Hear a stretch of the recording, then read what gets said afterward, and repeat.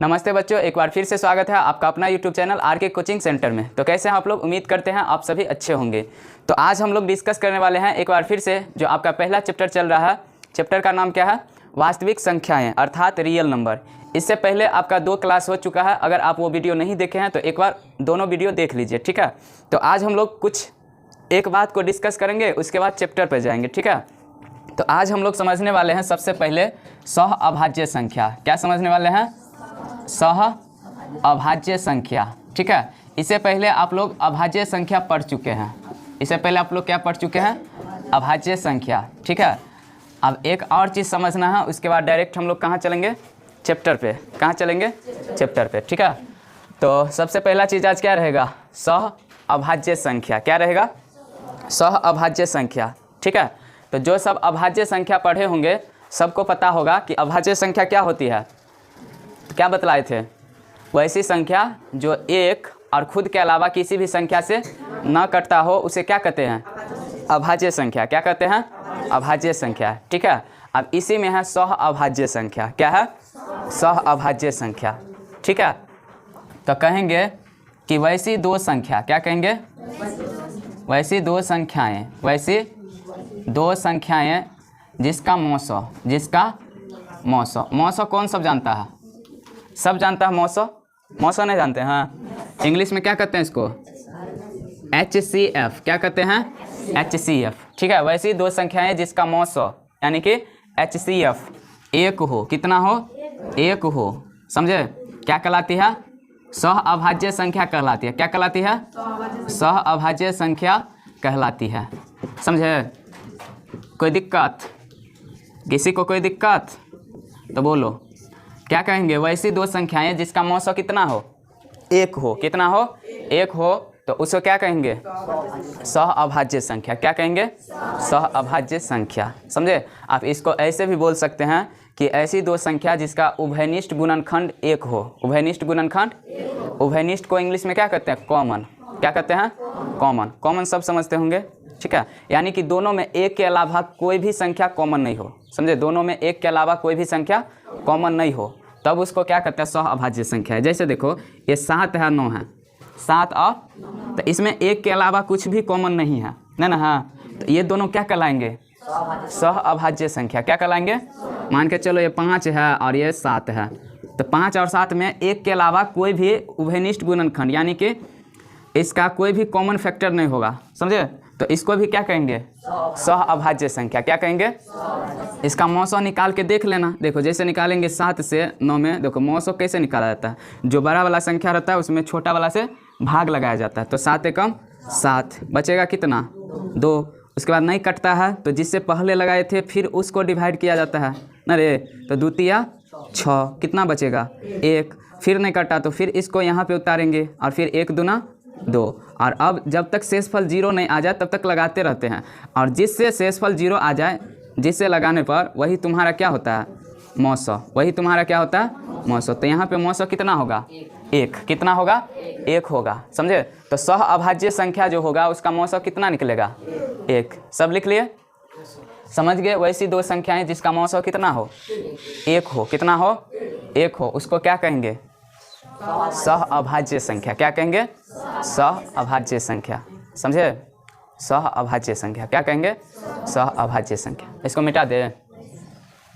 मिटा दे? सब लिख लिए? चलिए, तो इसको मिटा देते हैं, उसके बाद बात करेंगे आगे। उसके बाद क्या बात करेंगे? आगे। इसको भी मिटा देते हैं। अब देखो, 2 चीज़ तुम्हारे सामने आएगा। एक आएगा मौसो। क्या आएगा? मौसो। तो मौसो का मतलब होता है महत्तम। क्या होता है? महत्तम समापवर्तक। क्या होता है? महत्तम समापवर्तक। इसको गौर से पढ़ेंगे ना तो सम। सम, इसमें क्या लिखा है? सम जोड़ अपवर्तक। सम जोड़, और सम के मतलब होता है बराबर। सम के मतलब क्या होता है? बराबर। जैसे सम संख्या रहता है तो बराबर बराबर में बट जाता है ना 2 भाग में, है कि नहीं? जो 2 से कट जाता है यानी कि 2 बराबर बराबर भागों में जिसको बांटा जा सकता है उसको क्या कहते हैं? सम संख्या। तो महत्तम में ना, महत्तम का मतलब होता है ज़्यादा से ज़्यादा, हायर। समझे? क्या होता है? हायर। इंग्लिश में इसी को कहा जाता है HCF। क्या कहा जाता है? तो H से वहाँ पर यही होता है, हायर कहो या हाईएस्ट कहो, समझे। और C से होता है तुम्हारा कॉमन, क्या होता है, और F से होता है फैक्टर, क्या होता है, फैक्टर। HCF का मतलब होता है हायर कॉमन फैक्टर या हाईएस्ट कॉमन फैक्टर, यानी कि हायर मतलब महत्तम, महत्तम मतलब सबसे ज़्यादा, समझे। और साथ ही साथ कॉमन होना चाहिए, क्या होना चाहिए, फैक्टर। देखो इसका नाम ही से स्पष्ट है कि कॉमन फैक्टर होना चाहिए और बड़ा वाला होना चाहिए, कॉमन फैक्टर होना चाहिए और बड़ा वाला होना चाहिए, समझे। अपवर्तक समझते हैं क्या होता है? अपवर्तक नहीं समझते हैं। जैसे देखो ये 4 है, कितना है, 4 है, तो 4 का अपवर्तक तुम्हारा हो जाएगा 1 2 3 नहीं होगा, 4 होगा, समझे। यानी कि हाँ, जिस संख्या से 4 कट जाएगा वो सब इसका क्या होंगे, अपवर्तक। क्या हो जाएंगे, अपवर्तक। ऐसे ही मान के चलो यहाँ पर ले लेते हैं किसको, तुम ही सब बोलो, क्या ले लें, 6। चलो 6 बोला तो 6 लेते हैं। तो 6 में किस किस से भाग लगेगा, 1 से, 2 से और 3 से, ठीक है। हाँ, इस तरह से 6 से भी लगेगा, ठीक है। तो इसका मान के चलो तुम मौसो निकालेगा, यानी कि HCF, हम हिंदी लिख देते हैं, ठीक है। मौसो यानी कि HCF निकालेगा।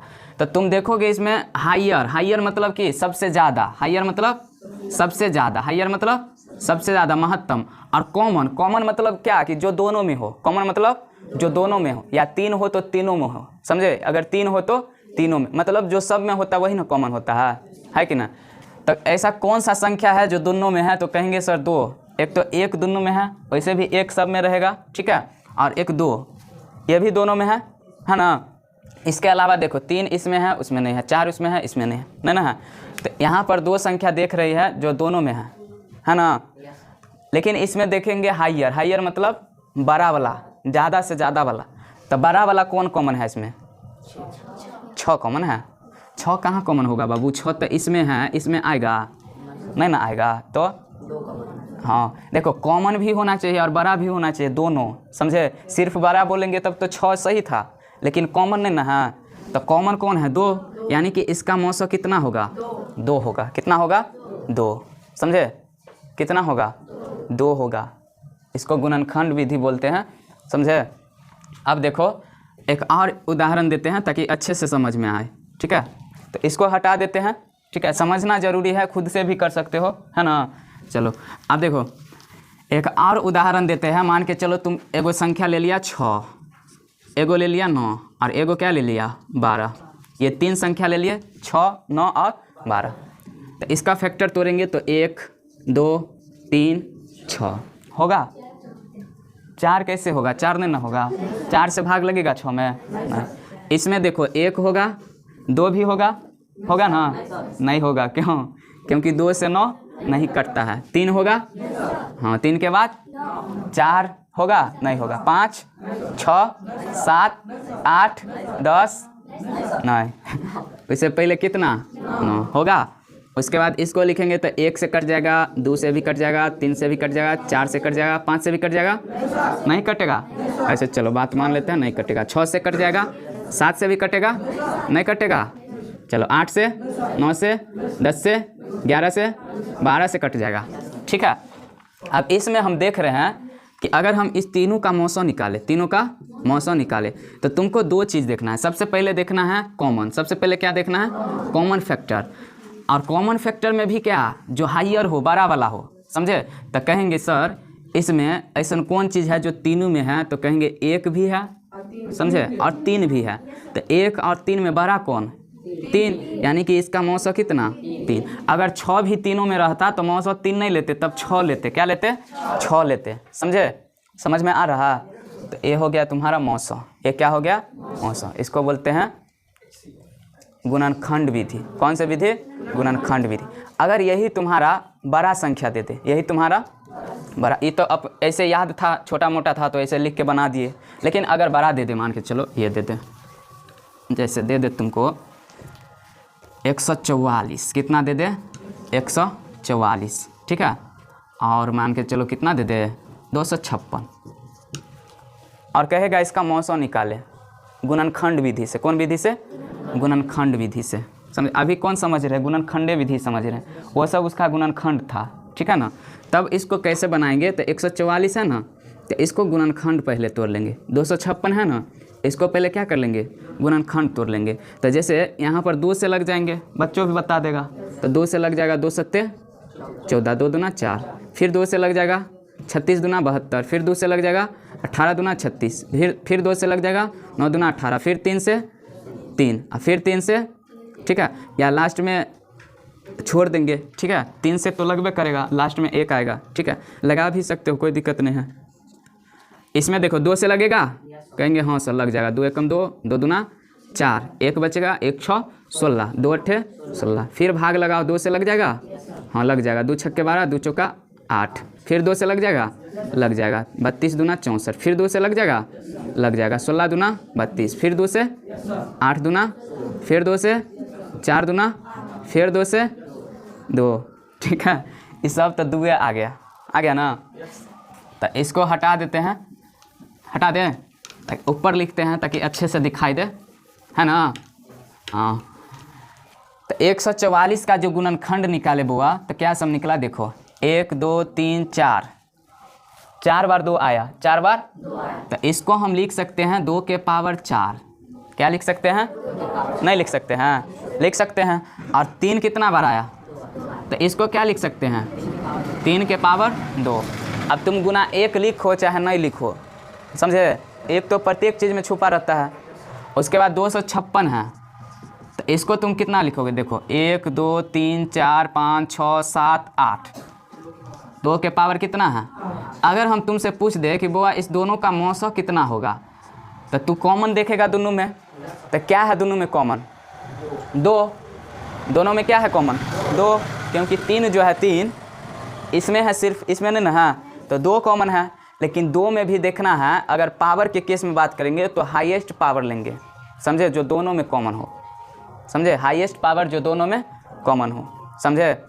तो दोनों में क्या कॉमन है, हाईएस्ट पावर, तो कितना बच्चा कहेगा 2 के पावर 8 कहेगा ना, लेकिन 2 के पावर 8 सिर्फ इसी में है, उसमें नहीं ना है। दोनों में कॉमन है तुम्हारा 2 के पावर 4, क्या कॉमन है, क्योंकि इसको तुम ऐसे भी लिख सकते हो 2 के पावर 4 और गुना 2 के पावर 4।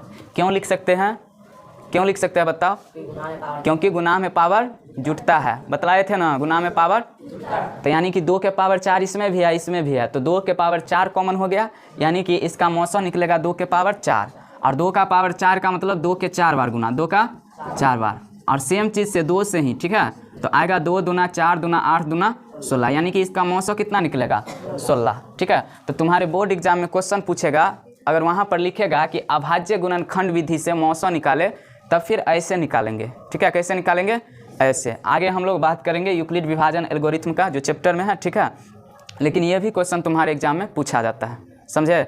और यहाँ से ऑब्जेक्टिव भी पूछा जाता है, एगो पता है कैसे, दे देगा 144, दे देगा 144, ठीक है, और पूछेगा 144 में 2 का घात कितना है, 2 का अधिकतम घात कितना है, तो इसमें 2 का अधिकतम घात कितना है 4, है ना। तो इसी तरह से ऑब्जेक्टिव भी सॉल्व कर सकते हो, समझे। 256 में 2 का अधिकतम घात पूछे तो 8, समझे, यानी कि 2 कितना बार ज़्यादा से ज़्यादा आ सकता है, वही होता है 2 का अधिकतम घात, ठीक है। तो 2 ज़्यादा से ज़्यादा इसमें कितना बार आ सकता है, 8 बार, समझे। आगे क्वेश्चन सब सॉल्व करवाएंगे ऑब्जेक्टिव, तब समझ में आएगा, ठीक है। और यूट्यूब पर वीडियो भी देख सकता है, जो पिछले साल वाले को सॉल्व करवाए थे, उस सब में इस तरह का क्वेश्चन होगा, समझे, तो वो सब आप समझ में आएगा धीरे धीरे, ठीक है। तो ये बात समझ गया, सब समझ गए कि नहीं समझे, समझ गए, चलो। तो ये गुणनखंड विधि था, कहाँ से आया, बात समझ में आया, कैसे आया, कैसे आया, समझा ना। अब समझेंगे लॉसा, क्या समझेंगे, लॉसा, लॉसा मतलब लघुत्तम समापवर्त्य, लॉसा मतलब लघुत्तम समापवर्त्य, ठीक है। लॉसा का मतलब होता है, लॉ से होता है लघुत्तम, और समापवर्त्य, समापवर्त्य, इसमें अपवर्तक नहीं, समापवर्त्य, ठीक है। इसी को इंग्लिश में कहा जाता है एलसीएम, और एलसीएम मतलब लोवेस्ट कॉमन। अब इसमें फैक्टर नहीं होगा, इसमें होगा मल्टीपल, क्या होगा, मल्टीपल, मल्टीपल जानता है, मल्टीप्लाई सब सुने होंगे, मल्टीप्लाई मतलब क्या होता है, गुना, तो मल्टीपल मतलब क्या होता है, गुणज, मल्टीपल मतलब क्या होता है, गुणज।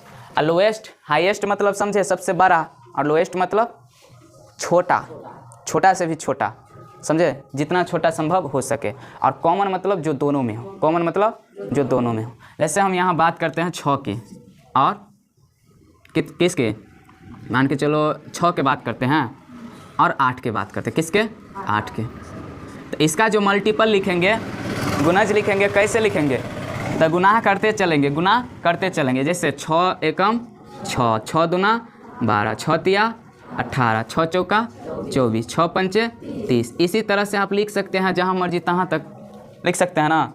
8 का कैसे लिख सकते हैं, 8 एकम 8, 8 दूना 16, 8 तिया 24, 8 चौका 32, 8 पंचे 40। इसी तरह से लिख सकते हैं, ठीक है। अब बात ये आया कि सर लॉसो क्या होता है, तो कहेंगे बउआ जो सबसे लोएस्ट कॉमन फैक्टर हो, कॉमन मल्टीपल होगा, समझे। लोएस्ट मतलब सबसे कम, तो सबसे कम 6 है, लेकिन 6 दोनों में कॉमन है, कहेंगे नहीं सर कहाँ कॉमन है। 12 है, 12 दोनों में कॉमन है, कहेंगे नहीं सर। 18 है, 18 दोनों में कॉमन है। 24 है, 24 दोनों में कॉमन है, कहेंगे हाँ सर सबसे छोटका यहाँ पर 24 है जो दोनों में है, सबसे छोटका यहाँ पर 24 है जो दोनों में है। अर्थात 6 और 8 का जो लॉसो होगा कितना होगा, 24, समझे, कितना होगा, 24 होगा, समझे। ये कॉन्सेप्ट है अभाज्य गुणनखंड विधि, समझे। आगे दिक्कत ना हो कि कहाँ से आया, समझे, कहाँ से चला आया 24, समझे, तो यहाँ से आता है बुआ, समझे।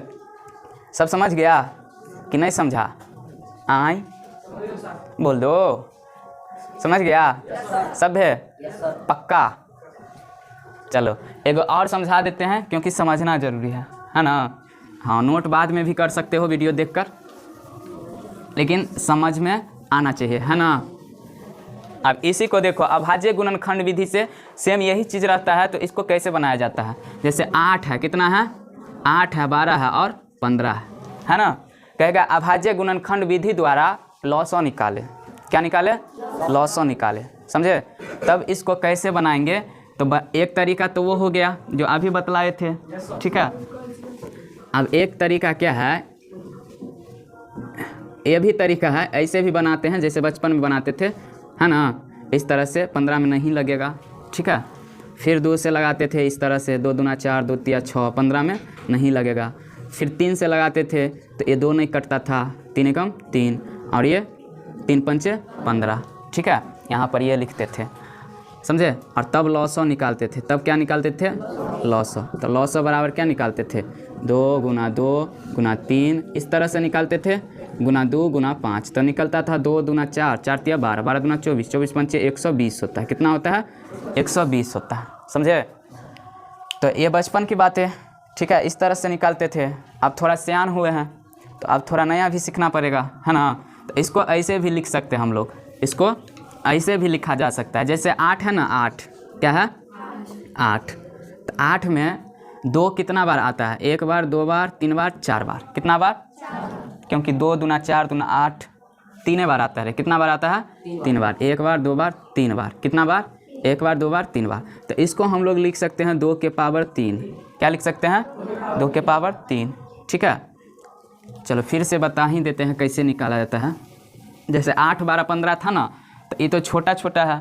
जब बड़ा बड़ा रहे, जैसे समझना ज़रूरी है, 8 रहे, 12 रहे, 15 रहे।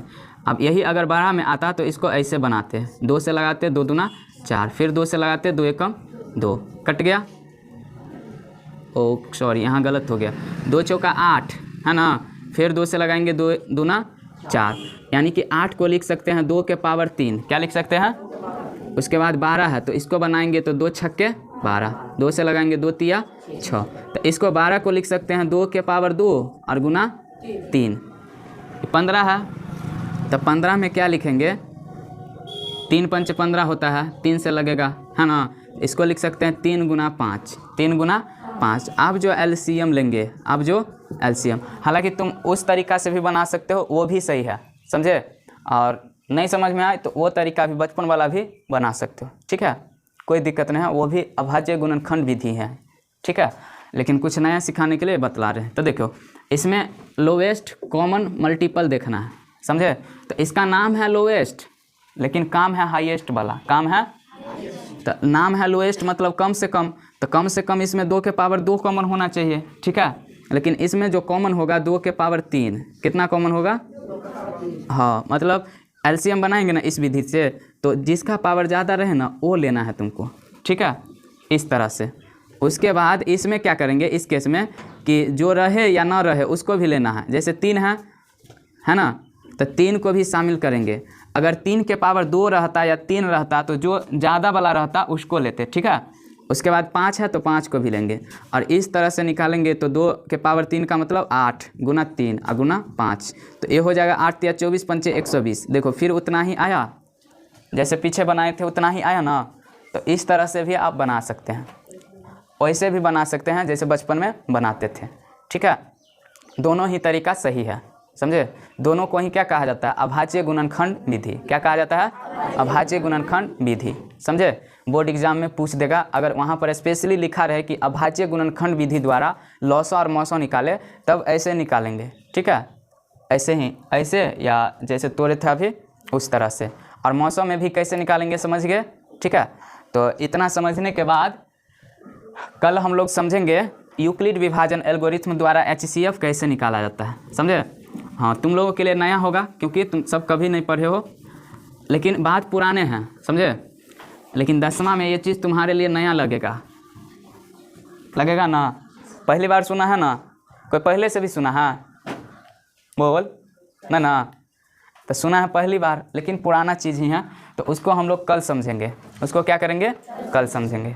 फिलहाल एक क्वेश्चन है इस तरह का जो आपके एग्ज़ाम में आता है, इसका आंसर बतलाएंगे सभी सॉल्व करके कितना होगा। जैसे दे देगा 144 में 2 का अधिकतम घात कितना होगा, जल्दी से सब सॉल्व करके और जवाब देंगे। अधिकतम घात कितना होगा? ऑब्जेक्टिव में एगो इस तरह का क्वेश्चन पूछा जाता है, ठीक है। 144 में 2 का अधिकतम घात कितना होगा, जल्दी से सॉल्व करेंगे सभी बच्चे। 144 में 2 का अधिकतम घात कितना होगा?